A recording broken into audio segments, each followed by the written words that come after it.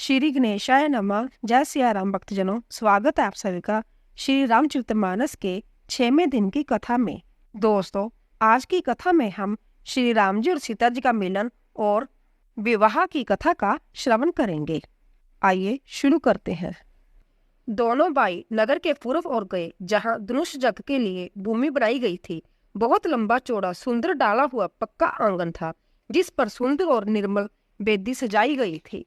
चारों ओर सोने के बड़े बड़े मंच बने थे, जिन पर राजा लोग बैठेंगे।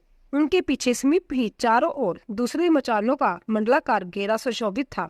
वह कुछ ऊंचा था और सब प्रकार से सुंदर था। जहां जाकर नगर के लोग बैठेंगे, उन्हीं के पास विशाल एवं सुंदर सफेद मकान अनेक रंगों के बनाए गए थे, जहां अपने अपने कुल के अनुसार सब स्त्रियां जिसको जहां बैठना उचित है बैठकर देखेंगी। नगर के बालक कोमल वचन कह कहकर आदर पूर्वक प्रभु श्री रामचंद्र जी को यज्ञशाला की रचना दिखला रहे थे। सब बालक इसी बहाने प्रेम के वश होकर श्री राम जी के मनोहर अंगों को छूकर शरीर से पुलकित हो रहे हैं, और दोनों भाइयों को देख देख कर उनके हृदय में अंतित हर्ष हो रहा है। श्री रामचंद्र जी ने सब बालकों को प्रेम के वश जानकर संस्थानों की प्रेम पूर्वक प्रशंसा की। इससे बालकों का उत्साह, आनंद और प्रेम और भी बढ़ गया, जिससे वह सब अपनी अपनी रुचि के अनुसार उन्हें बुला लेते हैं, और प्रत्येक के बुलाने पर दोनों भाई प्रेम सहित उनके पास चले जाते हैं।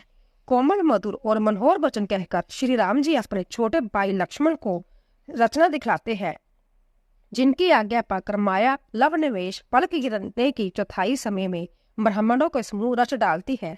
वे ही दिनों पर दया करने वाले श्री राम जी भक्ति के कारण धनुष यज्ञशाला को चकित होकर देख रहे हैं। इस प्रकार सब कौतुक देखकर वह गुरु के पास चले। देर हुई जानकर उनके मन में डर है।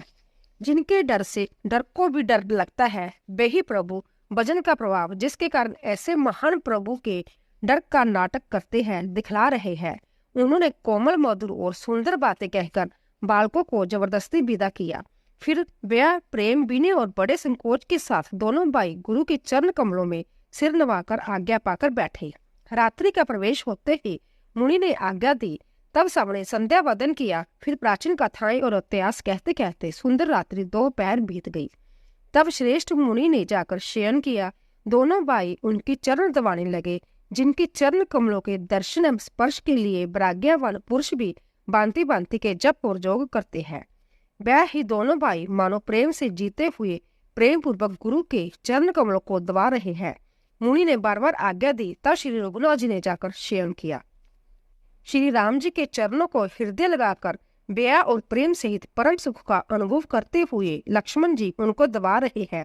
प्रभु श्री रामचंद्र जी ने बार बार कहा, हे तात, अब सो जाओ। तब वह उन चरण कमलों को हृदय में धरकर लेट रहे। रात बीतने पर मुर्गे का शब्द कानों से सुनकर लक्ष्मण जी उठे। जगत के स्वामी सुजान श्री रामचंद्र जी भी गुरु से पहले ही जाग गए। सब शोष क्रिया करके वह जाकर नहाए। फिर संध्या, अग्निहोत्र आदि नित्य कर्म समाप्त करके उन्होंने मुनि को मस्तक नवाया। पूजा का समय जानकर गुरु की आज्ञा पाकर दोनों भाई फूल लेने चले गए। उन्होंने जाकर राजा का सुंदर बाग देखा, जहाँ वस्तु रीति लुवाकर रह रही थी। मन को लुभाने वाले अनेक वृक्ष लगे हैं। रंग बिरंगी उत्तम लताओं मंडप छाए हुए हैं। नए पत्तों, फूलों और फूलों से युक्त सुंदर वृक्ष अपनी संपत्ति से कल्प वृक्ष को भी सजा रहे हैं। पपीहे, कोयल, तोते, चकोर आदि पक्षी मीठी बोली बोल रहे हैं, और मोर सुंदर नृत्य कर रहे हैं। बाग के बीचों बीच सुहावना सरोवर सुशोभित है, जिसमें मणियों की सीढ़ियां विचित्र ढंग से बनी है। उसका जल निर्मल है, जिसमें अनेक रंगों के कमल खिले हुए हैं। जल के पक्षी कलरव कर रहे हैं और ब्राह्मण गुंजार कर रहे हैं। बाग और सरोवर को देखकर प्रभु श्री रामचंद्र जी भाई लक्ष्मण सहित हर्षित हुए। यह बाग वास्तव में परम रमणीय है, जो जगत को सुख देने वाला श्री रामचंद्र जी को सुख दे रहा है। चारों ओर दृष्टि डालकर मालियों से पूछकर वह प्रसन्न मन से पत्तर पुष्प लेने गए। उसी समय सीता जी वहां आई। माता ने उन्हें गिरजा पार्वती जी की पूजा करने के लिए भेजा था। साथ में सब सुंदरी और सियानी सखियां हैं, जो मनोहर बाणी से गीत गा रही है। सरोवर के पास गिरिजा यहाँ मंदिर सुशोभित है, जिसका वर्णन नहीं किया जा सकता। देखकर मन मोहित हो जाता है। सखियों सहित सरोवर में स्नान करके सीता जी प्रसन्न मन से गिरजा जी के मंदिर में गई। उन्होंने बड़े प्रेम से पूजा की और अपने जोग्य सुंदर वर मांगा। एक सखी सीता जी का साथ छोड़कर फुलवाड़ी देखने चली गई थी। उसने जाकर दोनों भाइयों को देखा और प्रेम में विह्वल होकर वह सीता जी के पास आई। सखियों ने उसकी दशा देखी कि उसका शरीर पुलकित है और नेत्रों में जल भरा है। सब कोमल बाणी से पूछने लगी कि अपनी प्रसन्नता का कारण बता। उसने कहा, 2 राजकुमार बाग देखने आए हैं, किशोर अवस्था में है और सब प्रकार से सुंदर है। वह सांवले और गोरे रंग के हैं, उनके सौंदर्य में कैसे बखान करूं। बाणी बिना नेत्र है और नेत्र की बाणी नहीं है। यह सुनकर और सीता जी के हृदय में बड़ी उत्कंठा जानकर सब सियानी सखियां प्रसन्न हुई। तब एक सखी कहने लगी, हे सखी, यह वही राजकुमार है जो सुना है कि कल विश्वामित्र मुनि के साथ आए हैं और जिन्होंने अपने रूप की मोहनी डालकर नगर के स्त्री पुरुषों को अपने वश में कर लिया है। जहाँ तहाँ सब लोग उन्हीं की छवि का वर्णन कर रहे हैं। अवश्य उन्हें देखना चाहिए, वह देखने ही योग्य है। उसके वचन सीता जी को अंततः ही प्रिय लगे और दर्शन के लिए उनके नेत्र अपला उठे। उसी प्यारी सखी के आगे करके सीता जी चली। प्राणी प्रीति को कोई लख नहीं पाता। नारद जी के वचनों का स्मरण करके सीता जी के मन में पवित्र प्रीति उत्पन्न हुई। वह चकित होकर सब और इस तरह देख रही है मानो डरी हुई मृगछोड़ी इधर उधर देख रही हो। कंकन, हाथों के कड़े, करदनी और पंजेबे शब्द सुनकर श्री रामचंद्र जी के हृदय में विचार कर लक्ष्मण से कहते हैं, जय दवनी ऐसी आ रही है मानो कामदेव ने विषव को जीतने का संकल्प करके डंके पर चोट मारी है। ऐसा कहकर श्री राम जी ने फिर कर उसकी ओर देखा। श्री सीता जी के मुख रूपी चंद्रमा को निहारने के लिए उनके नेत्र चकोर बन गए।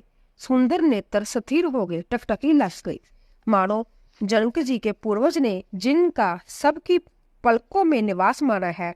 लड़की दामाद के मिलन प्रसंग को देखना उचित नहीं, इस बात से सुखचा कर पलके छोड़ दी, पलकों में रहना छोड़ दिया, जिससे पलकों का गिरना रुक गया। सीता जी की शोभा देखकर श्री राम जी ने बड़ा सुख पाया। हृदय में वह उसकी सराहना करते रहे, किंतु मुख से वचन नहीं निकलते। वही शोभा ऐसी अनुपम है मानो ब्रह्मा ने अपनी सारी निपुणता को मूर्ति मानकर संसार को प्रकट करके दिखा दिया हो। वह सीता जी की शोभा सुंदरता को भी सुंदर करने वाली है। वह ऐसे मालूम होता है मानो सुंदरता रूपी घर में दीपक की लौ जल रही हो। अब तक सुंदरता रूपी भवन में अंधेरा था, वह भवन मानो सीता जी को सुंदरता रूपी दीपशिखा को पाकर जगमगा उठा है, पहले से भी अधिक सुंदर हो गया है। सारी उपमाओं को तो कवियों ने जूठा कर रखा है। मैं जनक नंदिनी श्री सीता जी की किससे उपमा दूं। इस प्रकार हृदय में सीता जी की शोभा का वर्णन करके और अपनी दशा को विचार कर प्रभु श्री रामचंद्र जी पवित्र मन से अपने छोटे भाई लक्ष्मण से समय अनुकूल वचन बोले, हे तात, जय वही जानकी जी कन्या है जिसके लिए धनुष जग हो रहा है। सखियां इसे गौरी पूजन के लिए ले आई है। यह फुलवाड़ी में प्रकाश करती हुई फिर रही है, जिसकी अलौकिक सुंदरता देखकर स्वभाव से ही पवित्र मेरा मन शुद्ध हो गया है। वह सब कारण अथवा उसका सब कारण तो विधाता जाने, किंतु हे भाई सुनो, मेरे मंगलदायक दाहिने अंग फटक रहे हैं। रघुवंशियों की यह सहज स्वभाव है कि उनका मन सभी कर्मगाम में पैर नहीं रखता। मुझे तो अपने मन का अंतत ही विश्वास है कि जिसने जागृत कौन कहे, स्वप्न भी प्राय स्त्री पर दृष्टि नहीं डालता। रण में शत्रु जिनकी पीठ नहीं देख पाते, अर्थात जो लड़ाई के मैदान से भागते नहीं, प्राय स्त्रियां जिनके मन और दृष्टि को नहीं खींच पाती, और भिखारी जिनके जहां से ना ही नहीं पाते, खाली हाथ नहीं लौटते, ऐसे श्रेष्ठ पुरुष संसार में थोड़े हैं। जो श्री राम जी छोटे भाई बातें कर रहे हैं, पर मन सीता जी के रूप में लुभाया हुआ उनके मुख रूपी कमल के शबिरूप मकरंद रस को बोरे की तरह पी रहा है। सीता जी चंकित होकर चारों ओर देख रही है। मन इस बात की चिंता कर रहा है कि राजकुमार कहाँ चले गए। बाल मृगन्य ने मृग की छोड़ने किसी आंख वाली सीता जी जहाँ दृष्टि डालती है, वहां मानो श्वेत कमलों की कतार बरस जाती है। तब सखियों ने लता की ओट में सुंदर श्याम और गोर कुमारों को दिखलाया। उनके रूप को देखकर नेत्र ललचा उठे। वह ऐसे प्रसन्न हुए मानो उन्होंने अपना खजाना पहचान लिया है।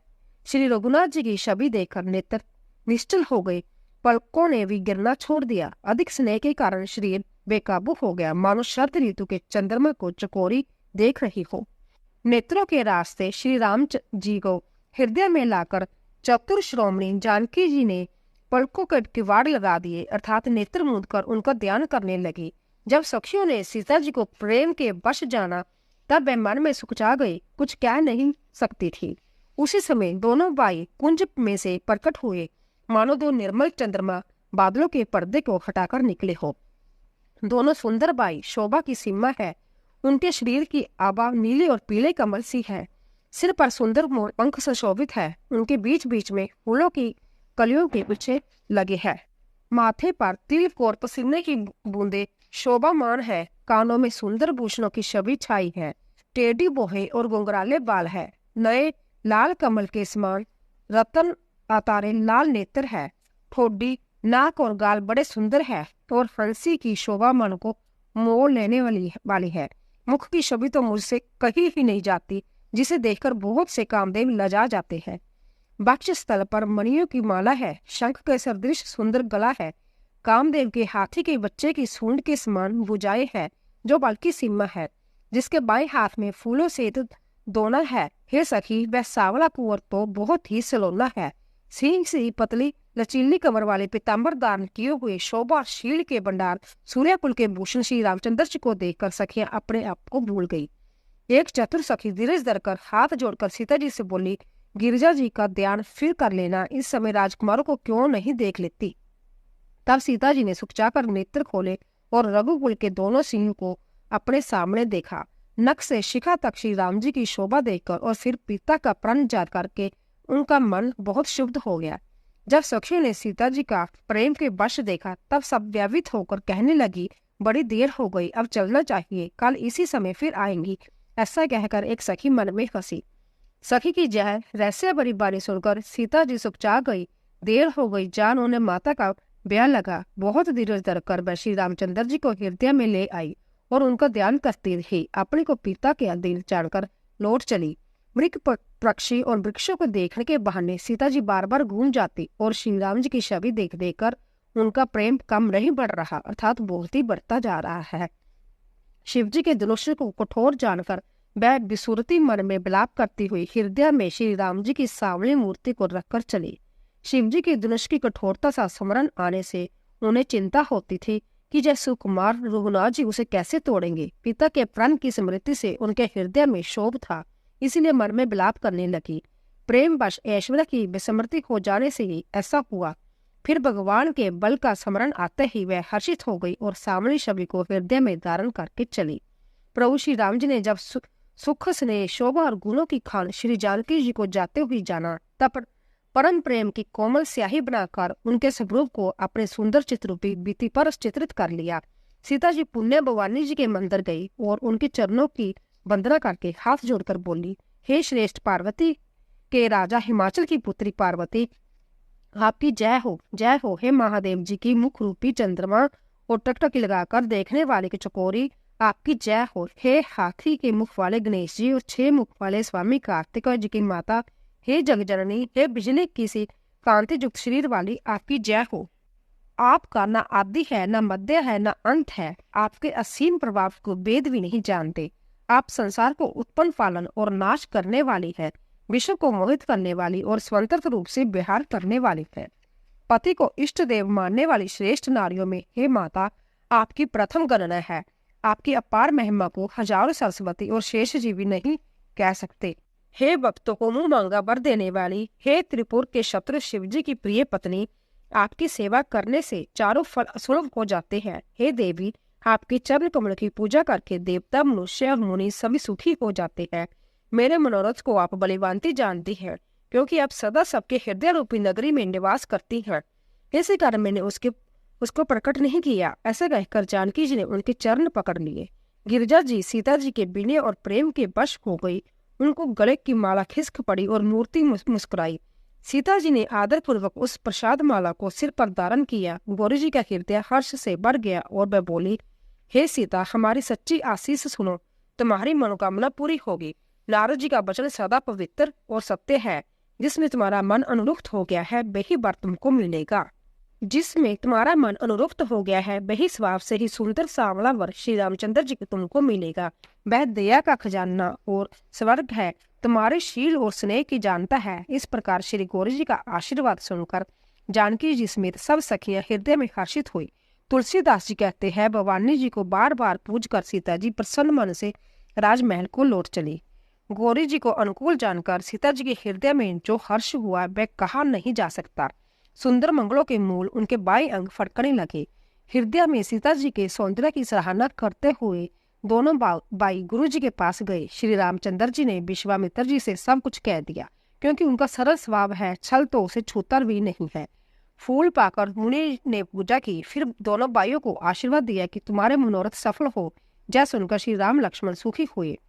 श्रेष्ठ विज्ञानी मुनि विश्वामित्र जी भोजन करके कुछ प्राचीन कथाएं कहने लगे। इतने में दिन बीत गया और गुरु जी की आज्ञा पाकर दोनों भाई संध्या करने चले। उधर पूर्व दिशा में सुंदर चंद्रमा उदय हुआ। श्री रामचंद्र जी ने उसे सीता जी के मुख के समान देखकर सुख पाया।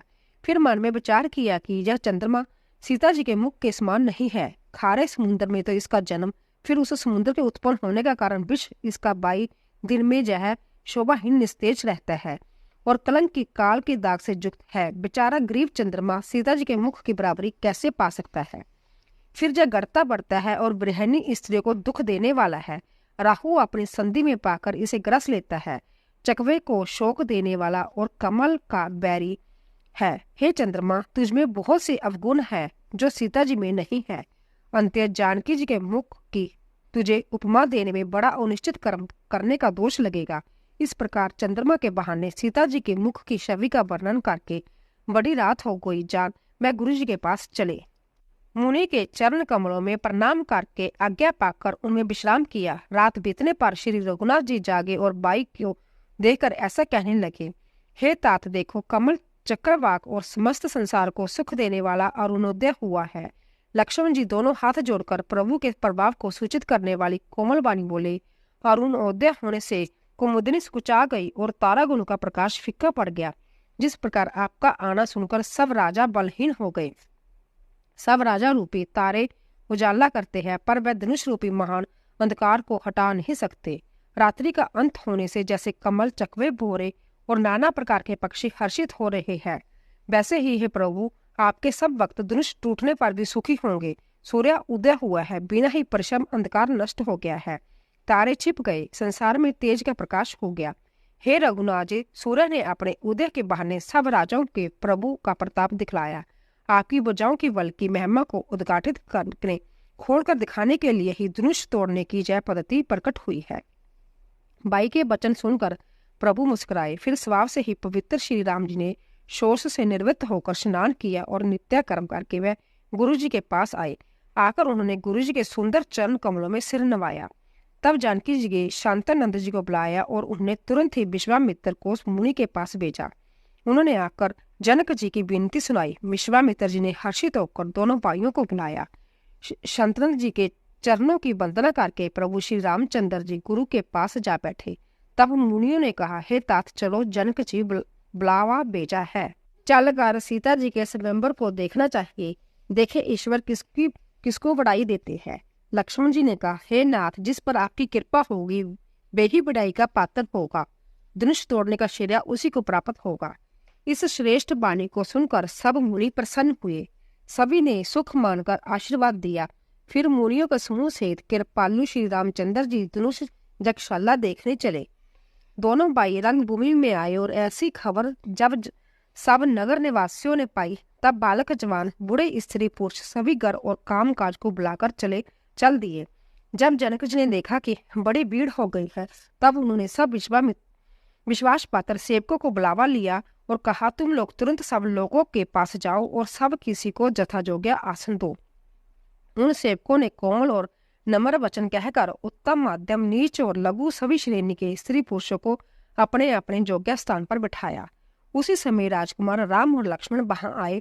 वह ऐसे सुंदर है मानो साक्षात मनोहरता ही उनके शरीर को छा रही है। सुंदर, सांवला और गोरा उनका शरीर है। वह गुणों के समुद्र, चतुर और उत्तम वीर है। वह राजाओं के समाज में ऐसे सुशोभित हो रहे हैं मानो तारागणों के बीच दो पूर्ण चंद्रमा हो। जिनकी जैसी भावना थी प्रभु की मूर्ति उन्होंने वैसी ही देखी।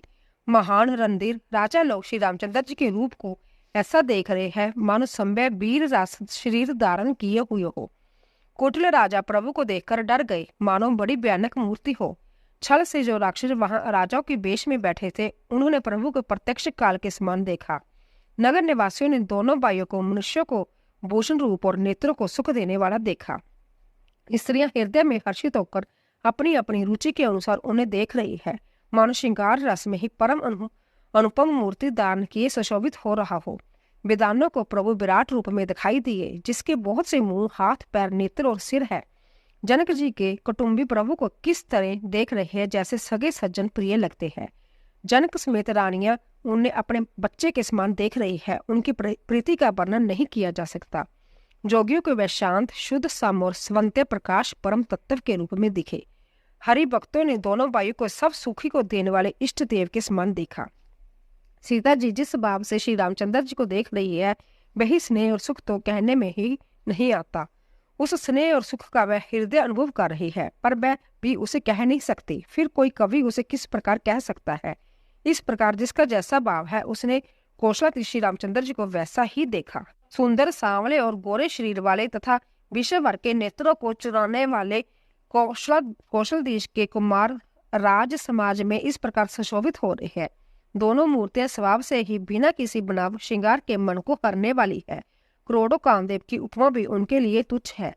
उनके सुंदर मुख शरद पूर्णिमा के चंद्रमा भी निंदा करने वाले हैं, और कमल के समान नेत्र मन को बहुत ही बातें हैं। सुंदर चितवन सारे संसार के मन को हरने वाले कामदेव के भी मन को हरने वाले हैं। वह हृदय को बहुत ही प्यारी लगती है, पर उनका वर्णन नहीं किया जा सकता। सुंदर गाल है, कानों में चंचल झूमते हुए कुंडल है, ठोडी और होंठ सुंदर है, कोमल बाणी है, हंसी चंद्रमा की किरणों का तिरस्कार करने वाली है, पौहें टेढ़ी, नासिका मनोहर है, चौड़े ललाट पर तिलक झलक रहे हैं, दीप्तिमान हो रहे हैं। काले गुंगराले बालों को देखकर भौरों की पंक्तियां भी लजा जाती है। पीली चौकन्नी टोपियां सिरों पर सुशोभित है, जिनके बीच बीच में फूलों की कलियां बनाई हुई है। शंख के समान सुंदर गले में मनोहर तीन रेखाएं हैं, जो मानो तीनों लोगों की सुंदरता की सीमा बता रही हो। हृदय पर गजमुक्ताओं की सुंदर कंठे और तुलसी की मालाएं सुशोभित है। उनके कंधे के बेलों के कंधे तरह ही ऐड और सिंही सी है, और भुजाएं विशाल एवं पल की भंडार है। कमर में तरकस और पीताम्बर बांधे हैं। दाहिने हाथ में बाण और बाएं सुंदर कंधों पर धनुष तथा पीले जनेऊ सुशोभित है। नख से लेकर शिखा तक सब अंग सुंदर है। उन पर महान शोभा छाई हुई है। उन्हें देखकर सब लोग सुखी हुए। नेत्र एक टक है, और तारे पुतलियां भी नहीं चलती। जनक जी के दोनों भाइयों को देखकर हर्षित हुए। तब उन्होंने जाकर मुनि के चरण कमल पकड़ लिए, विनती करके अपनी कथा सुनाई और मुनि को सारी रंगभूमि जगशाला दिखलाई। मुनि के साथ दोनों श्रेष्ठ राजकुमार जहां जहां जाते हैं, वहां वहां सब कोई आश्चर्यचकित हो देखने लगता है। सब ने राम जी को अपनी अपनी ओर से मुख किए हुए देखा, परंतु इसका कुछ भी विशेष रहस्य कोई नहीं जान सका। मुनि ने राजा से कहा, रंगभूमि की रचना बड़ी सुंदर है। विश्वामित्र जैसे कि निष्प्रय वृक्त और ज्ञानी मुनि से रचना की प्रशंसा सुनकर राजा प्रसन्न हुए और उन्हें बड़ा सुख मिला। सब मंचों से एक मंच अधिक सुंदर, उज्जवल और विशाल था। संभ्या राजा ने मुनि सहित दोनों भाइयों को उस पर बिठाया। प्रभु को देखकर सब राजा हृदय में ऐसे हार गए, निराश एवं उत्साहहीन हो गए, जैसे पूर्ण चंद्रमा के उदय होने पर तारे प्रकाशहीन हो जाते हैं। उनके तेज को देखकर सबके मन में ऐसा विश्वास हो गया कि रामचंद्र जी ही धनुष तोड़ेंगे, इसमें संदेह नहीं।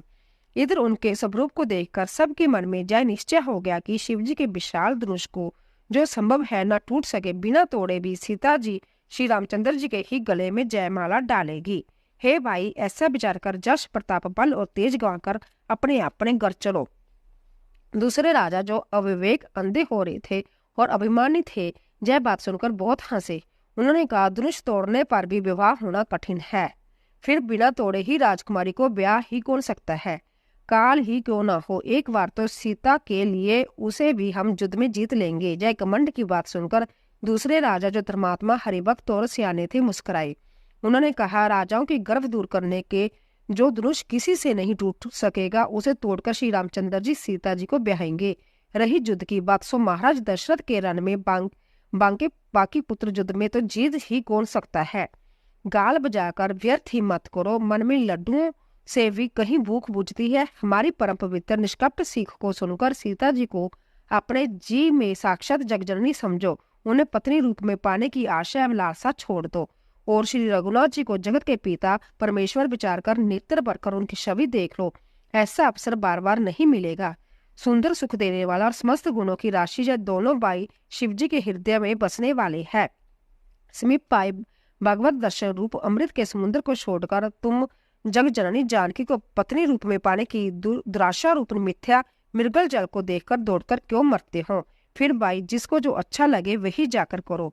हमने तो श्री रामचंद्र जी के दर्शन करके आज जन्म लेने का फल पा लिया है, जीवन और जन्म को सफल कर लिया है। ऐसा कहकर अच्छे राजा प्रेम मगन होकर श्री राम जी का अनुपम रूप देखने लगे। मनुष्य की तो बात ही क्या है, देवता लोग भी आकाश से विमानों पर चढ़े हुए दर्शन कर रहे हैं और सुंदर गान करते हुए फूल बरसा रहे हैं।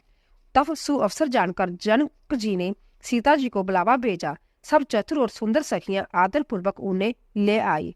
रूप और गुणों की खान जग जननी जानकी जी शोभा का वर्णन नहीं हो सकता। उनके लिए मुझे सब उपमाएं तुच्छ लगती है, क्योंकि वह अलौकिक स्त्री के अंगों से अनुराग रखने वाली, अर्थात वह जगत की स्त्रियों के अंगों को दी जाती है। सीता जी के वर्णन में उन्हीं उपमाओं को देखकर कौन को भी कहलाए और अपयश बागी बने, अर्थात सीता जी के लिए उन उपमाओं को प्रयोग करना सुबिके पद्धति से च्युत होना और अपकृति मोल लेना है। कोई भी कवि ऐसी नादानी या अनुचित कार्य नहीं करेगा। यदि किसी स्त्री के साथ सीता जी की तुलना की जाए तो जगत में ऐसी सुंदर युवती है ही नहीं। पृथ्वी की स्त्रियों की तो बात ही क्या है, देवताओं की स्त्रियों को भी यदि देखा जाए तो हमारी अपेक्षा कहीं अधिक दिव्य और सुंदर है। तो उनमें सरस्वती तो बहुत बोलने वाली है। पार्वती अर्धांगिनी है, अर्थात अर्ध नारी नटेश्वर के रूप में उनका आधा ही अंग स्त्री का है, शेष आधा अंग पुरुष शिव जी का है।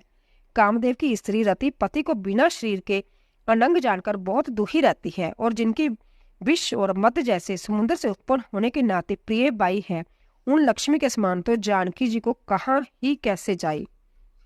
जिस लक्ष्मी जी की बात ऊपर कही गई है वह निकली थी खारे समुद्र से, जिसको मथने के लिए भगवान ने अति कर्कश पीठ वाले कच्छप का रूप धारण किया। रस्सी बनाई गई। महान विश्वर बासुकी नाग की मथानी का कार्य किया। अतिशय कठोर मदराचल पर्वत की ओर उसे मथा। सारे देवताओं और देवताओं ने मिलकर जिन लक्ष्मी जी को अतिशय शोभा की खान और अनुपम सुंदरी कहते हैं, उनको प्रकट करने में हेतु बन जे सब असुंदर एवं स्वाभाविक ही कठोर उपकरण है।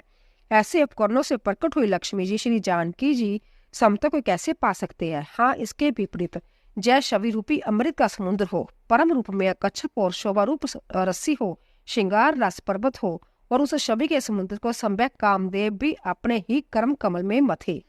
इस प्रकार का संजोग होने से जब सुंदरता और सुख की मूल लक्ष्मी उत्पन्न हो तो भी कवि लोग उसे बहुत संकोच के साथ सीता जी के समान कहेंगे। सियानी सखियां सीता जी को साथ लेकर मनोहर बाणी से गीत गाती हुई चली। सीता जी के नवल शरीर पर सुंदर साड़ी से शोभित है। जग जननी के महान छवि अतुलनीय है। सब आभूषण अपनी अपनी जगह पर शोभित है, जिन्हें सखियों ने अंग अंगों में बलिवांती सजाकर पहनाया है।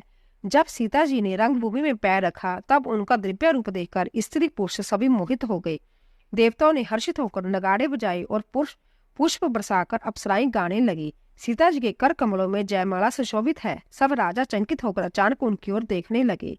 सीता जी चंकित चित्त से श्री राम जी को देखने लगे। तब सब राजा लोग मोह के वश हो गए। सीता जी के मुनि के पास बैठे हुए दोनों भाइयों को देखा तो उनके नेत्र अपना खजाना पाकर ललचाकर वही श्री राम जी में जा लगे। सीता जी चकित चित्त से श्री राम जी को देखने लगी। तब सब राजा लोग मोह के वश हो गए। सीता जी ने मुनि के पास दोनों भाइयों को देखा तो उनके नेत्र अपना खजाना पाकर ललचाकर वही श्री राम जी पर स्थिर हो गए। परंतु गुरु जी की लज्जा से तथा बहुत बड़े समाज को देखकर सीता जी सुकचा गई। वह श्री रामचंद्र जी के हृदय में लाकर सखियों को और देखने लगी। श्री रामचंद्र जी का रूप और सीता जी की छवि देखकर स्त्री पुरुषों ने पलक मारना छोड़ दिया। सब एकटक उन्हीं को देखने लगे। सभी अपने मन में सोचते हैं पर कहते सुकचाते हैं। मन ही मन में विधाता से विनय करते हैं, हे विधाता, जनक की मूर्ता को शीघ्र हर लीजिए और हमारी ही ऐसी सुंदर बुद्धि होने दीजिए कि जिससे बिना ही विचार किए राजा अपना प्रण छोड़कर सीता जी का विवाह श्री राम जी से कर दे। संसार उन्हें भला कहेगा, क्योंकि यह बात सब किसी को अच्छी लगती है। हठ करने से अंत में भी हृदय जलेगा। सब लोग इसी लालसा में मगन हो गए कि जानकी जी के योग्य वर तो जय सांवला ही है। तब राजा जनक ने बंदी जनों को बुलाया। वह वृंदावली गाते हुए चले आए। राजा ने कहा, जाकर मेरा प्रण सबसे कहो। बाट चले, उनके हृदय में कम आनंद ना था। बाटों ने श्रेष्ठ वचन कहा, हे पृथ्वी की पालना करने वाले सब राजागण सुनिए, हम अपनी भुजा उठाकर जनक जी का विशाल प्रण कहते हैं। राजाओं की भुजाओं का बल चंद्रमा है, शिव जी का धनुष राहु है, वह बारी है, कठोर है, यह सबको विदित है। बड़े वारी योद्धा रावण और बाणासुर भी इस धनुष को देखकर गौर से चुपके से चलते बने। उसे उठाना तो दूर रहा, छूने तक की हिम्मत ना हुई। उसी शिवजी के कठोर धनुष को आज इस राज समाज में जो भी तोड़ेगा, तीनों लोगों की विजय साथ ही उसको जानकी जी बिना किसी विचार के हठ पूर्वक वर्णन करेगी। परंतु सुनकर सब राजा ललचा उठे। जो वीरता के अभिमानी थे वे मन में बहुत ही तमतमाए, कमर कसकर अकुला कर उठे और अपने इष्ट देव को सिर नवाकर चले। वह तमक कर बड़े ताव से शिवजी के धनुष की ओर देखते हैं, फिर निगाह जमाकर उसे पकड़ते हैं। करोड़ों बांती से जोर लगाते हैं, पर वह नहीं उठता। जिन राजाओं ने मन में कुछ विवेक है वह धनुष के पास ही नहीं जाते। वह मूर्ख राजा किटकिटाकर धनुष को पकड़ते हैं, परंतु जब नहीं उठता तो लजा कर चले जाते हैं। मानो वीरों की भुजाओं का बल पाकर वह धनुष अधिक अधिक भारी हो जाता है। तब 10,000 राजा एक ही बार धनुष को उठाने लगे तो भी वह उनके टाले नहीं टलता। शिवजी का वह धनुष कैसे नहीं दिखता था, जैसे कामी पुरुष के वचनों से सती का मन कभी चलायमान नहीं होता। सब राजा उपहास के योग्य हो गए, जैसे बराज्ञा के बिना सन्यासी उपहास के योग्य हो जाता है। कीर्ति विजय बड़ी वीरता इन सबको वह धनुष के हाथों बरबस हराकर चले गए। राजा लोग हृदय से हारकर श्रीहीन हतप्रभ हो गए और अपने अपने समाज में जा बैठे। राजाओं को देखकर जनक अकुला उठा और ऐसे वचन बोले जो मानो क्रोध में सने हुए थे। मैंने जो प्रण ठाना था उसे सुनकर दीप दीप के अनेकों राजा आए। देवता और दैत्य भी मनुष्य का शरीर धारण करके आए तथा और भी बहुत से रणवीर वीर आए, परंतु धनुष को तोड़कर मनोहर कन्या बड़ी बीजी और अंतत सुंदर कीर्ति को पाने वाला मानो ब्रह्मा ने किसी को रचा ही नहीं। कहिए यह लाभ किसी को अच्छा नहीं लगता, परंतु किसी ने भी शंकर जी का धनुष नहीं चढ़ाया। अरे भाई, चढ़ाना और तोड़ना तो दूर रहा, कोई तिल वर भूमि भी छुड़ा ना सका। अब कोई वीरता का अभिमानी नाराज ना हो। मैंने जान लिया है पृथ्वी वीरों से खाली हो गई है। अब आशा छोड़कर अपने अपने घर जाओ। ब्रह्मा ने सीता का विवाह लिखा ही नहीं। यदि प्रण छोड़ता हूँ तो पुण्य जाता है, इसीलिए क्या करूं, कन्या कुंवारी ही रहे। यदि मैं जानता कि पृथ्वी वीरों से शून्य है तो प्रण करके उपहास पात्र न बनता। जनक के वचन सुनकर सभी स्त्री पुरुष जानक जी की ओर देखकर दुखी हुए, परंतु लक्ष्मण जी तमतमा उठे। उनकी बोहिन टेढ़ी हो गई, होठ फड़कने लगे और नेत्र क्रोध से लाल हो गए।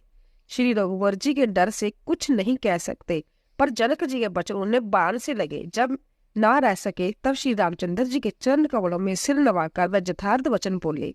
रघुवंशियों के कोई भी जहाँ होता है उस समाज में ऐसे वचन कोई नहीं कहता जैसे अनिश्चित वचन रघुकुल श्रोमणी श्री राम जी को उपस्थित जानते हुए भी जनक जी ने कही है। हे सूर्य कुल रूपी कमल के सूर्य, सुनिए मैं स्वभाव से ही कहता हूँ, कुछ अभिमान करके नहीं। यदि आपकी आज्ञा पाओ तो मैं ब्राह्मण को गेंद की तरह उठा लूं और उसे कच्चे गड़े की तरह फोड़ डालूं।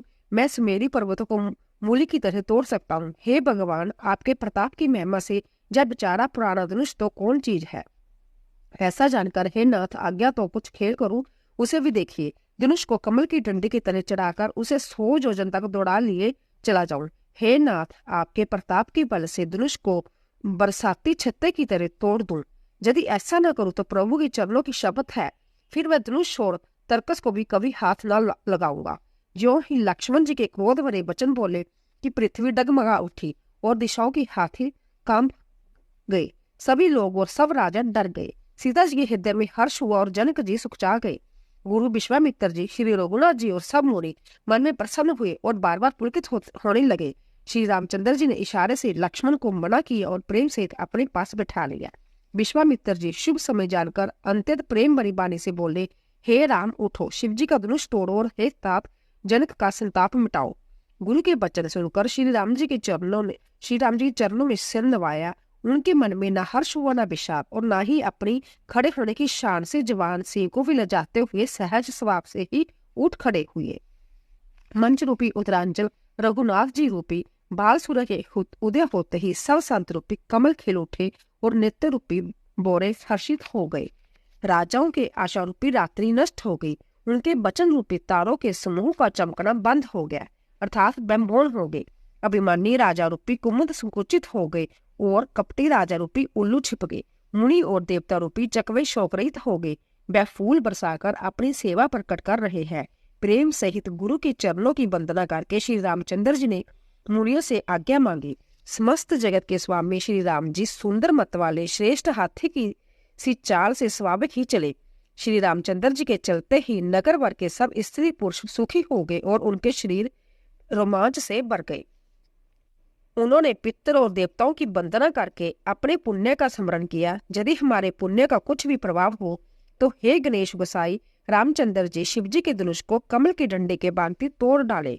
श्री रामचंद्र जी की प्रेम के साथ देखकर और सखियों को समीप बुलाकर सीता जी के माता स्नेहवश विलख कर जय वचन बोली, हे सखी, जय जो हमारे हितु कहलाते हैं वह सभी सब तमाशा देखने वाले हैं। कोई भी गुरु विश्वामित्र जी को समझाकर नहीं कहता कि ये राम जी बालक है। इनके लिए ऐसा हट अच्छा नहीं। जो धनुष रावण और बाण जैसे जगदेजी वीरों को हिलाए न हिल सका, उसे तोड़ने के लिए मुनि विश्वामित्र जी का राम जी को आज्ञा देना और राम जी का उसे तोड़ के लिए चल देना रानी का हट जान पड़ा। इसीलिए वह कहने लगे कि गुरु विश्वामित्र जी को कोई समझाता भी नहीं। रावण और बाणासुर ने जिस धनुष को छुआ तक नहीं और सब राजा घमंड करके हार गए, वही धनुष इस सुकुमार राजकुमार के हाथ में दे रहे हैं। हंस के बच्चे भी कहीं मंदराचल पहाड़ उठा सकते हैं और जो कि समझा कर कहे या नहीं। राजा तो बड़े समझदार और ज्ञानी है, उन्हें तो गुरु को समझाने की चेष्टा करनी चाहिए थी, परंतु मालूम होता है राजा का भी सारा सियारापन समाप्त हो गया है। हे सखी, विधाता की गति कुछ जानने में नहीं आती। जो कहकर रानी चुप हो रही, तब एक चतुर सखी कोमल वाणी से बोली, हे रानी, तेजवान को देखने में छोटा होने पर भी छोटा नहीं गिनना चाहिए। कहाँ से गड़े से उत्पन्न होने वाले छोटे से मुनि गत्स्य और कहाँ अपार समुद्र, किंतु उन्होंने उसे सोख लिया जिसका शीर्ष सारे संसार में छाया हुआ है। सूर्यमंडल देखने में छोटा लगता है, पर उसके उदय होते ही तीनों लोगों का अंधकार भाग जाता है। जिसके वश में ब्रह्मा, विष्णु, शिव और सभी देवता है, वह मंत्र अंत्यत छोटा होता है। महान मत वाले गजराज को छोटा सा अंकुश वंश में कर लेता है। कामदेव के फूलों का ही धनुष बाण लेकर समस्त लोगों को अपने वश में कर रखा है। हे देवी, ऐसा जानकर संदेह त्याग दीजिए। हे रानी, सुनिए, रामचंद्र जी धनुष को अवश्य ही तोड़ेंगे। सखी के वचन सुनकर रानी को विश्वास हो गया, उनकी उदासी मिट गई और श्री राम जी के प्रति उनका प्रेम अंतत बढ़ गया। उस समय श्री रामचंद्र जी को देखकर सीता जी व्यवित हृदय से जिस देवता से विनती कर रही है, वह व्याकुल होकर मन ही मन मना रही है, हे महेश भवानी, मुझ पर प्रसन्न होइए। मैंने आपकी जो सेवा की है उसे सफल कीजिए और मुझ पर स्नेह करके धनुष के बारीपन को हर लीजिए। हे गुणों के नायक, वर देने वाले देवता गणेश जी, मैंने आज ही के लिए तुम्हारी सेवा की थी। बार बार मेरी बेनती सुनकर धनुष का बारीपन बहुत ही कम कर दीजिए। श्री रघुनाथ जी को देख देख कर सीता जी धीरज धर कर देवताओं को मना रही है। उनके नेत्रों में प्रेम के आंसू भरे हैं और शरीर में रोमांच हो रहा है। अच्छी तरह नेत्र भरकर श्री राम जी की शोभा देखकर फिर पिता के प्रण का स्मरण करके सीता जी का मन शुद्ध हो उठा। पिताजी ने बड़ा ही कठिन हट ठाना है। वह लाभ अन्य कुछ भी नहीं समझ रहे हैं। मंत्री डर रहे हैं, इसलिए कोई उन्हें सीख भी नहीं देता। पंडितों को सभा में जब बड़ा अनिश्चित हो रहा है, कहाँ तो जे बज्जर से भी बढ़कर कठोर धनुष और कहाँ जे कोमल शरीर किशोर श्याम सुंदर। हे विधाता, मैं हृदय में किस तरह धीरज धरूं? सिर से तय फूलों के कण से कहीं हीरा छेदा जाता है। सारी सभा की बुद्धि बोली बावली हो गई है। अंत्य हे शिव जी के धनुष, अब तो मुझे तुम्हारा ही आसरा है। तुम अपनी जड़ता लोगों पर डालकर श्री रघुनाथ जी को देखकर हल्के हो जाओ। इस प्रकार सीता जी के मन में बड़ा ही संताप हो रहा है। निमेष का एक लव भी 100 युगों के समान बीत रहा है। प्रभु श्री रामचंद्र जी को देखकर फिर पृथ्वी की ओर देखती हुई सीता जी के चंचल नेत्र इस प्रकार शोभित हो रहे हैं, मानो चंद्रमंडल रूपी डोल में कामदेव की 2 मछलियां खेल रही हो। सीता जी के बाणी रूपी ब्राह्मणी को उनके मुख रूपी कमल ने रोक रखा है। लाज रूपी रात्रि को देखकर वह प्रकट नहीं हो रही है। नेत्रों का जल नेत्रों के कोने में ही रह जाता है, जैसे बड़े बारी कंजूस का सोना कोने में ही गड़ा रह जाता है। अपनी बड़ी हुई व्याकुलता जानकर सीता जी सकुचा गई और धीरज धरकर हृदय में विश्वास ले आई कि यदि तन मन और वचन से मेरा प्रण सच्चा है और श्री रघुनाथ जी के चरण कमलों में मेरा चित्त वास्तव में अनुरुक्त है, तो सबके हृदय में निवास करने वाले भगवान मुझे रघुश्रेष्ठ श्री रामचंद्र जी की दासी अवश्य बनाएंगे। जिसका जिस पर सच्चा स्नेह होता है वह उसे मिलता है, इसमें कुछ भी संदेह नहीं है। प्रभु की ओर देखकर सीता जी ने शरीर के द्वारा प्रेम ठान लिया, अर्थात यह निश्चय कर लिया कि यह शरीर इन्हीं का होकर रहेगा, यह रहेगा ही नहीं। कृपा निदान श्री राम जी सब जान गए। उन्होंने सीता जी को देखकर धनुष की ओर कैसे ताका, जैसे गरुड़ जी छोटे से सांप को और देखते हैं। इधर जब लक्ष्मण जी ने देखा कि रघुकुल मणि श्री रामचंद्र जी ने शिव जी के धनुष को और ताका है, तो वह शरीर से पुलकित हो ब्राह्मण चरणों से दबाकर निम्नलिखित वचन बोले, हे दिग्गजो, हे कच्छप, हे शेष, हे बरा, धीरज धरकर पृथ्वी को थामे रहो, जिसमें जा हिलने न पावे। श्री रामचंद्र जी शिव जी के धनुष को तोड़ना चाहते हैं, मेरी आज्ञा सुनकर सब सावधान हो जाओ। श्री रामचंद्र जी जब धनुष समीप पाए तब सब स्त्री पुरुषों ने देवताओं को पुण्य को मनाया। सबका संदेह और अज्ञान, नीच राजाओं का अभिमान, परशुराम जी के गर्भ की गूढ़ता, देवता और श्रेष्ठ मुनियों की कातरता, सीता जी की सोच जनक का पश्चाताप और रानियों की दारुण दुख का दावानल, जय सब शिव जी के धनुष रूपी बड़े जहाज को पाकर समाज बनाकर उस पर जा चढ़े। जय श्री रामचंद्र जी की भुजाओं के बल रूपी अपार समुद्र के पार जाना चाहते हैं, परंतु कोई केवट नहीं है। श्री राम जी सब लोगों को और देखा और उन्हें चित्र में लिखे हुए से देखकर फिर कृपा धाम श्री राम जी ने सीता जी की ओर देखा और उन्हें विशेष व्याकुल जाना। उन्होंने जानकी जी को बहुत ही विकल देखा। उनका एक एक क्षण कल्प के समान बीत रहा था। यदि प्यासा आदमी पानी के बिना शरीर छोड़ दे तो उसके मर जाने पर अमृत का तालाब भी क्या करेगा। सारी खेती के सूख जाने पर वर्षा किस काम की। समय बीत जाने पर फिर पछताने से क्या लाभ। जी में ऐसा समझकर श्री राम जी ने जानकी जी की ओर देखा और उनका विशेष प्रेम लगकर वह पुलकित हो गए। माने मन उन्होंने गुरु को प्रणाम किया और बड़ी फुर्ती से धनुष को उठा लिया। जब उसने हाथ में लिया तब वह धनुष बिजली की तरह चमका और फिर आकाश में मंडल जैसा हो गया। लेते चढ़ाते और जोर से खींचते हुए किसी ने नहीं देखा, अर्थात यह तीनों काम इतनी फुर्ती से हुए कि धनुष को कब उठाया, कब चढ़ाया और कब खींचा, इसका किसी को पता नहीं लगा। सबने श्री राम की ओर खड़े देखा। उसी क्षण श्री राम जी ने धनुष को बीच से तोड़ डाला। भयंकर कठोर दवनी से सब लोग भर गए। घोर कठोर शब्द से लोग भर गए। सूर्य के घोड़े मार्ग छोड़कर चलने लगे। दिग्गज चिंगाड़ने लगे, धरती डोलने लगी। शेष ब्राहा और कच्छप कलमला उठे। देवता, राक्षस और मुनि कानों पर हाथ रखकर सब व्याकुल होकर विचारने लगे। तुलसीदास जी कहते हैं, जब सबको निश्चय हो गया कि श्री राम जी ने धनुष को तोड़ डाला, तब सब श्री रामचंद्र जी की जय जय बोलने लगे। शिव जी का धनुष जहाज है और श्री रामचंद्र जी की भुजाओं का बल समुद्र है। धनुष टूटने से बैसवारा समाज डूब गया, जो 9 वर्ष पहले इस जहाज पर चढ़ा था। प्रभु ने धनुष दोनों टुकड़े पृथ्वी पर डाल दिए। यह देखकर सब लोग सुखी हुए। विश्वामित्र रूपी पवित्र समुद्र में, जिसमें प्रेम रूपी सुंदर अथाह जल भरा है, राम रूपी पूर्ण चंद्र को देखकर पुलकावल रूपी बाहरी लहरें बढ़ने लगी। आकाश में बड़े जोर से नगाड़े बजने लगे और देवगनाएं गान करने नाचने लगी। ब्रह्मा आदि देवता, सिद्ध और मुनीश्वर लोग प्रभु की प्रशंसा कर रहे हैं और जो आशीर्वाद दे रहे हैं वह रंग बिरंगे फूल और मालाएं बरसा रहे हैं। किन्नर लोग रसीले गीत गा रहे हैं। सारे ब्राह्मण में जय जयकार दवनी छा गई, जिसमें धनुष टूटने की दवनी जान ही नहीं पड़ती। जहां तक स्त्री पुरुष प्रसन्न होकर कह रही है कि श्री रामचंद्र जी ने शिव जी के बारी धनुष को तोड़ डाला। दीर बुद्धि वाले बाट मागत और सूत लोगों कीर्ति का बखान कर रहे हैं। सब लोग घोड़े, हाथी, धन, मणि और वस्त्र निशावर कर रहे हैं। जांड, मृदिक, शंख, शहनाई, बैरी, डोल और सावरे नगाड़े आदि बहुत प्रकार के सुंदर बाजे बज रहे हैं। जहां तक जुक्तियन मंगल गीत गा रही है। सखी सहित रानी अंत्यत हर्षित हुई, मानो सूखते हुए दाल पर पानी उठ पड़ गया है। जनक जी की सोच त्याग कर सुख प्राप्त किया, मानो तैरते तैरते थके हुए पुरुष ने था पा ली हो।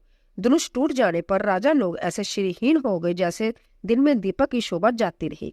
सीता जी का सुख किस प्रकार वर्णन किया जाए, जैसे चाँद को स्वाति का जल पा गई हो। श्री राम जी को लक्ष्मण जी की किस प्रकार देख रहे हैं, जैसे चंद्रमा को चकोर बच्चा देख रहा हो।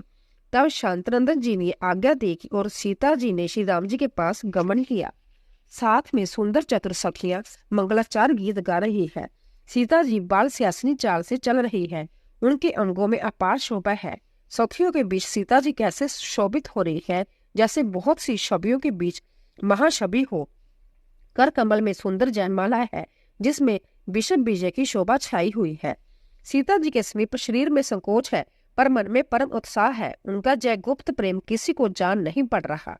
समीप जाकर श्री राम जी की शोभा देखकर राजकुमारी सीता जी चित्र में लिखी सी रह गई। चतुर सखी ने जब दशा देखकर समझाकर कहा, सुहावनी जयमाला पहनाओ। जय सुनकर सीता जी ने दोनों हाथों से माला उठाई, पर प्रेम से विवश होने से पहनाई नहीं जाती। उसी समय उनके हाथ ऐसे सुशोभित हो रहे हैं मानो हड्डियों से दो कमल चंद्रमा को डरते हुए जयमाला दे रहे हैं। इस छवि को देखकर सखियां गाने लगी। तब सीता जी ने श्री राम जी के गले में जयमाला पहना दी। श्री रघुनाथ जी के हृदय पर जयमाला देखकर देवता फूल बरसाने लगे। समस्त राजागण इस प्रकार सुखचा गए मानो सूर्य को देखकर कुमुदों का समूह सिकुड़ गया हो। नगर और आकाश में बाजे बजने लगे। दुष्ट लोग उदास हो गए और सज्जन लोग सप्रसन्न हो गए। देवता किन्नर, मनुष्य, नाग और मुनीश्वर जय जय करके आशीर्वाद दे रहे हैं। देवताओं की स्त्रियां नाचती गाती है, बार बार हाथों से पुष्पों की अंजलियां छूट रही है। जहां तहां ब्राह्मण वेद ध्वनि कर रहे हैं और बाट लोग वृद्धावली बखान रहे हैं। पृथ्वी, पाताल और स्वर्ग तीनों लोकों में जश फैल गया कि श्री रामचंद्र जी ने धनुष तोड़ दिया और सीता जी को वर्ण कर लिया। नगर के नर नारी आरती कर रहे हैं और अपनी पूंजी को बुलाकर निशावर कर रहे हैं। श्री सीता जी राम जी की जोड़ी ऐसी सुशोभित हो रही है मानो सुंदरता और श्रृंगार एकत्र हो गई है। सखियां कह रही है, सीते स्वामी के चरण छुओ, किंतु सीता जी अंतर्व्यावित हुई उनके चरण नहीं छूती। गौतम जी की स्त्री अहल्या की गति का स्मरण करके सीता जी श्री राम जी के चरणों को हाथों से स्पर्श नहीं कर रही। सीता जी की अलौकिक प्रीति जानकर रघुकुलमणि श्री रामचंद्र जी मन में हंसे। उस समय सीता जी को देखकर कुछ राजन लोग ललचा उठे। वह दुष्ट कपूत और मुड़ राजा मन में बहुत तमतमाए। वह अभागे उठ उठकर कवच पहनकर जहां तहां गाल बजाने लगे। कोई कहता है सीता को छीन लो और दोनों राजकुमारों को पकड़ कर बांध लो। धनुष तोड़ने से ही चाह नहीं सरेगी। हमारे जीते जी राजकुमारी को कौन ब्याह सकता है। यदि जनक कुछ सहायता करे तो युद्ध में दोनों भाइयों सहित उसे भी जीत लो। यह वचन सुनकर साधु राजा बोले, इस राज समाज को देखकर तो लाज भी लजा गई। अरे तुम्हारा बल प्रताप, वीरता, बड़ाई और नाक तो धनुष के साथ ही चली गई। वही वीरता है कि अब कहीं से मिली है। ऐसी दुष्ट बुद्धि है तभी तो विधाता ने तुम्हारे मुखों पर कालिख लगा दी। ऐश्वर्य, घमंड और क्रोध को छोड़कर नेत्र भरकर श्री राम जी की छवि को देख लो। लक्ष्मण जी के क्रोध को प्रबल अग्नि जानकर उसमें पतंगे मत बनो। जैसे गरुड़ का बाघ कोआ चाहे, सिंह का बाघ खरगोश चाहे, बिना कारण ही क्रोध करने वाला अपनी कुशल चाहे, शिवजी से विरोध करने वाला सब प्रकार की संपत्ति चाहे, लोभी, लालची, सुंदर, कीर्ति चाहे, कामी मनुष्य चाहे तो क्या पा सकता है। और जैसे श्री हरि के चरणों में विमुख मनुष्य मोक्ष चाहे। हे राजाओं, सीता के लिए तुम्हारा लालच भी वैसा ही व्यर्थ है। कोलाहल सुनकर सीता जी की शंकित हो गई। तब सखियां उन्हें वहां ले गई जहां रानी सीता जी की माता थी। श्री रामचंद्र जी मन में सीता जी के प्रेम बखान करते हुए स्वाभाविक चाल से गुरु के पास चले गए। रानियों सहित सीता जी सोच में वश में कि न जाने विधाता अब क्या करने वाला है। राजाओं के वचन सुनकर लक्ष्मण जी इधर उधर ताकते हैं, किंतु श्री रामचंद्र जी के डर से कुछ बोल नहीं सकते। उनके नेत्र लाल और बौहें टेढ़ी हो गई और वह क्रोध से राजाओं की ओर देखने लगे मानो मतवाले हाथियों का झुंड देखकर सिंह के बच्चे को जोश आ गया हो। खलबली देखकर जनकपुरी स्त्रियां व्याकुल हो गई और सब मिलकर राजाओं की गालियां देने लगी। उसी मौके पर शिवजी के धनुष का टूटना सुनकर मृग कुलरूपी कमल के सूर्य परशुराम जी आए। इन्हें देखकर सब राजा सुखचा गए मानो बाज के झपटने पर बटेर छिप गए हो। गोरे शरीर पर विभूति बसम बड़ी फव रही है और विशाल ललाट पर त्रिपुंड विशेष शोभा दे रही है। सिर पर जटा है। सुंदर मुख चंद्र क्रोध के कारण कुछ लाल हो गया है। बोहें टेढ़ी और आंखें क्रोध से लाल है। सहज ही देखते हैं तो भी ऐसा जान पड़ता है मानो क्रोध कर रहे हैं। बैल के समान ऊंचे और पुष्ट कंधे हैं। छाती और भुजाएं विशाल है। सुंदर जगोपवित धारण किए, माला पहनने और मृग चरम लिए है। कमर में मुनियों के बस्तर और 2 तरकस बांधे हैं। हाथ में धनुष बाण और सुंदर कंधे पर फरसा दान किए हुए है। शांत वेश है परंतु करनी बहुत कठोर है। स्वरूप का वर्णन नहीं किया जा सकता। मानो वीर रस ही मुनि का शरीर दान करके जहां सब राजा लोग हैं वहां आ गया हो। परशुराम जी का भयानक वेश देखकर सब राजा डर से व्याकुल हो उठ खड़े हुए और पिता सहित अपना नाम कह कहकर सब दंडवत प्रणाम करने लगे। परशुराम जी हित समझकर भी सहज ही जिसकी ओर देख लेते हैं वह समझता है मानो मेरी आजू पूरी हो गई। फिर जनक जी ने आकर सिर नवाए और सीता जी को बुलाकर प्रणाम कराया।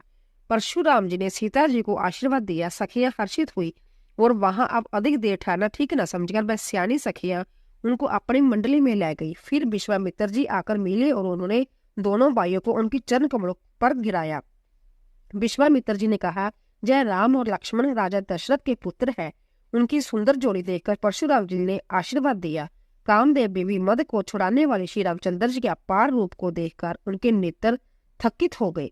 फिर सब देखकर जानते हुए भी अनजान की तरह जनक जी से पूछते कि कहो, जब बड़ी भारी भीड़ कैसी है? उनके शरीर में क्रोध छा गया, जिस कारण सब राजा आए थे। राजा जनक ने वह सब समाचार कह सुनाए। जनक के वचन सुनकर परशुराम जी ने फिर दूसरी ओर देखा तो धनुष के टुकड़े पृथ्वी पर पड़े हुए दिखाई दिए। अंतत क्रोध में बढ़कर वह कठोर वचन से बोले, रे मूर्ख जनक, बता धनुष किसने तोड़ा? उसे शीघ्र दिखा, नहीं तो अरे मूर्ख, आज मैं जहां तक तेरा राज्य है वहां तक की पृथ्वी उल्ट दूंगा। राजा को अंतत डर गया, जिसके कारण वह उत्तर नहीं दे देते। जय देकर कुटिल राजा मन में बड़े प्रसन्न हुए। देवता, मुनि, नाग और नगर के स्त्री पुरुष सभी सोच करने लगे। सबके हृदय में बड़ा डर था। सीता जी की माता मन में पछता रही है कि हाय, विधाता ने अब बनी बनाई बात बिगाड़ दी। परशुराम जी का स्वभाव सुनकर सीता जी को आधा क्षण भी कल्प के समान बीतने लगा। तब श्री रामचंद्र जी सब लोगों को भयभीत देखकर और सीता जी को डरी हुई जानकर बोले, उनके हृदय में न कुछ हर्ष था न विषाद। हे नाथ, शिव जी के धनुष को तोड़ने वाला आपका कोई एक दास ही होगा। क्या आज्ञा है, मुझसे क्यों नहीं कहते? जय सुनकर क्रोधी मुनि रिसाकर बोले, सेवक वह है जो सेवा का काम करे, शत्रु का काम करके तो लड़ाई ही करनी चाहिए। हे राम सुनो, जिसने शिव जी के धनुष को तोड़ा है वह सहस्र बाहु के समान मेरा शत्रु है। वह इस समाज को छोड़कर अलग हो जाए, नहीं तो सभी राजा मारे जाएंगे। मुनि के वचन सुनकर लक्ष्मण जी मुस्कुराए और परशुराम जी का अपमान करते हुए बोले, हे गोसाई, लड़कपन में हमने बहुत सी धनुहियां तोड़ डाली, किंतु आपने ऐसा क्रोध कभी नहीं किया। इसी धनुष पर इतनी ममता किस कारण से है? जय सुनकर वृषवंश के ध्वजा स्वरूप परशुराम कुपित होकर कहने लगे, अरे राजपुत्र, काल के वश होने से तुझे बोलने में कुछ भी होश नहीं।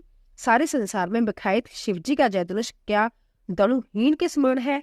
लक्ष्मण जी ने हंसकर कहा, हे देव सुनिए, हमारे जान में तो सभी धनुष एक से ही है। पुराने धनुष के तोड़ने में क्या हानि लाभ? श्री रामचंद्र जी तो इसके नवीन के धोखे से देखा था, फिर जय तो छूते ही टूट गया। इसमें रघुनाथ जी का भी कोई दोष नहीं। मुनि, आप बिना ही कारण किस लिए क्रोध करते हैं? परशुराम जी अपने फरसे की ओर देखकर बोले, अरे दुष्ट, तूने मेरा स्वभाव नहीं सुना?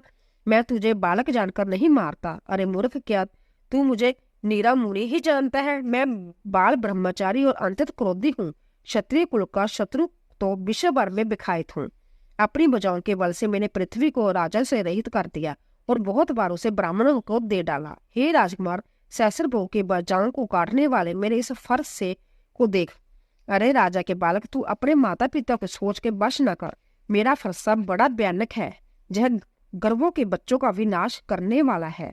लक्ष्मण जी हंसकर कोमल बाणी से बोले, ओ मुनीश्वर, तो अपने को बड़ा भारी योद्धा समझते हो। बार बार मुझे कुल्हाड़ी दिखाते हो, फूंक से पहाड़ उड़ाना चाहते हो। जहां कोई कुहाड़ी के बतिया छोटा कच्चा फल नहीं है, जो तर्जनी उंगली को देखते ही मर जाती है। कुठार और धनुष बाण देखकर ही मैंने कुछ अभिमान से इत कहा था। भृंग वशु समझकर और जगह पवित्र देखकर तो जो कुछ आप कहते हैं उसे मैं क्रोध को रोककर सह लेता हूँ। देवता, ब्राह्मण, भगवान के भक्त और गौ, इन पर हमारे कुल में वीरता नहीं दिखाई जाती, क्योंकि इनमें मारने से पाप लगता है और इनसे हार जाने पर अपकृति होती है। इसीलिए आप मारे तो भी आपके पैर ही पड़ना चाहिए। आपका एक एक वचन ही करोड़ों वज्रों के समान है। धनुषवान और कठार तो आप व्यर्थ ही दान करते हैं। इन्हीं धनुषवान और कठोरता को देखकर मैंने कुछ अनिश्चित कहा तो उसे ही धीर महामुनि क्षमा कीजिए। जय सुनकर वंशमणि परशुराम जी क्रोध के साथ गंभीर वाणी बोले, हे विश्वामित्र सुनो, जय बालक बड़ा क्रोध बुद्धि और कुटिल है। काल के वश होकर जय अपने कुल का घातक बन रहा है। जय सूर्यवंशी रूप पूर्ण चंद्र का कलंक है। जय बिल्कुल उदंड, मूर्ख और निडर है। अभी क्षण भर में जय काल का ग्रास हो जाएगा। मैं पुकार कर कह देता हूँ, फिर मुझे दोष नहीं है। यदि तुम इसे बचाना चाहते हो तो हमारा प्रताप, बल और क्रोध बतलाकर इसे मना कर दो। लक्ष्मण जी ने कहा, हे मुनि, आपका शीश आपके रहते दूसरा कौन वर्णन कर सकता है? आपने अपने ही मुंह से अपनी कर्मी अनेकों बार बहुत प्रकार वर्णन की है। इतने पर भी संतोष न हुआ तो फिर कुछ और कह डालिए। क्रोध रोकर असाध दुख मत सहिए। आप वीरता का व्रत धारण करने वाले, धैर्यवान और शोभ रहित है। गाली देते शोभा नहीं पाते। शूरवीर तो युद्ध करनी करते हैं कहकर अपने को नहीं जनाते। शत्रु को युद्ध में उपस्थित पाकर कायर ही अपने प्रताप की डींग मारा करते हैं। आप तो मानो काल को हाँक लगाकर बार बार उसे मेरे लिए बुलाते हैं। लक्ष्मण जी के कठोर वचन सुनते ही परशुराम जी ने अपने भयानक फर से सुधा कर हाथ में ले लिया और बोले, हम लोग मुझे दोष न दे। यह कड़ुआ बोलने वाला बालक मारे जाने ही योग्य है। इसे बालक देखकर मैंने बहुत बचाया, पर अब यह सचमुच मरने को ही आ गया है। विश्वामित्र जी ने कहा, अपराध क्षमा कीजिए। बालकों को दोष और गुणों को साधु लोग नहीं गिनते। परशुराम जी बोले, तीखीदार का कुठार, मैं दया रहित क्रोधी और यह गुरद्रोही और अपराधी मेरे सामने उत्तर दे रहा है। इतने पर भी मैं इसे बिना मारे छोड़ देता हूँ। सो हे विश्वामित्र, केवल तुम्हारे शील से नहीं तो इसे इस कठोर कठार से काटकर थोड़े ही परिश्रम में गुरु से ऊऋण हो जाता। विश्वामित्र जी हृदय में हंसकर कहा, मुनि को हरा ही हरा सूझ रहा है, अर्थात सर्वत्र विजयी होने का कारण जय श्री राम लक्ष्मण को भी साधारण क्षत्रिय ही समझ रहे हैं, किंतु जय केवल फौलाद बनी हुई खाड़ है, ऊख की खाड़ नहीं है जो मुंह में लेते ही गल जाए। खेद है, मुनि अब भी बेसमझ बने हुए हैं, इनके प्रभाव को नहीं समझ रहे हैं। लक्ष्मण जी ने कहा, हे मुनि, आपके शील को कौन नहीं जानता, वह संसार भर में प्रसिद्ध है। आप माता पिता से तो अच्छी तरह वो ऋण हो ही गए, अब गुरु का ऋण रहा जिसका जी में बड़ा सोच लगा है। अब मानो हमारे ही मत्थे काड़ा था। बहुत दिन बीत गए, इससे ब्याज भी बहुत बढ़ गया होगा। अब किसी हिसाब करने वालों को बुला लाइए तो मैं तुरंत थैली खोलकर दे दूं। लक्ष्मण जी के कड़वे वचन सुनकर परशुराम जी कुठार संभाला। सारी सभा हाय हाय करके उपकार उठी। लक्ष्मण जी ने कहा, हे वृक्षश्रेष्ठ, आप मुझे फरसा दिखा रहे हैं, पर हे राजाओं के शत्रु, मैं ब्राह्मण समझकर बचा रहा हूँ। आपको कभी रणधीर बलवान वीर नहीं मिले। हे ब्राह्मण देवता, आप घर में ही खड़े बड़े हैं। जय सुनकर अनिश्चित है कहकर सब लोग पुकार उठे। तब श्री रघुनाथ जी ने इशारे से लक्ष्मण जी को रोक दिया। लक्ष्मण जी के उतरते से जो आहुति स्मारक थे, परशुराम जी के क्रोध रूपी अग्नि को बढ़ते देखकर रघुकुल के सूर्य श्री रामचंद्र जी जल के समान शांत करने वाले वचन बोले, हे नाथ, बालक पर कृपा कीजिए, इस सीधे और दुर्मुहे बच्चे पर क्रोध न कीजिए। यदि जब प्रभु कुछ भी प्रभाव जानता है तो क्या जब बेसमझ आपकी बराबरी करता? बालक यदि कुछ चपलाता भी करते हैं तो गुरु पिता और माता मन में आनंद से भर जाते हैं। अंत से छोटा बच्चा और सेवक जानकर कृपा कीजिए। आप तो समदर्शी, सुशील, धीर और ज्ञानी मुनि हैं। श्री रामचंद्र भगवान की जय। तो दोस्तों, आशा करती हूँ कि आपको हमारी रामचरितमानस की कथा अवश्य पसंद आई होगी। प्लीज जाने से पहले कमेंट बॉक्स में जय श्री राम अवश्य लिखें और चैनल को सब्सक्राइब कीजिए, लाइक कीजिए और ज़्यादा से ज़्यादा शेयर कीजिए। आप सभी का धन्यवाद।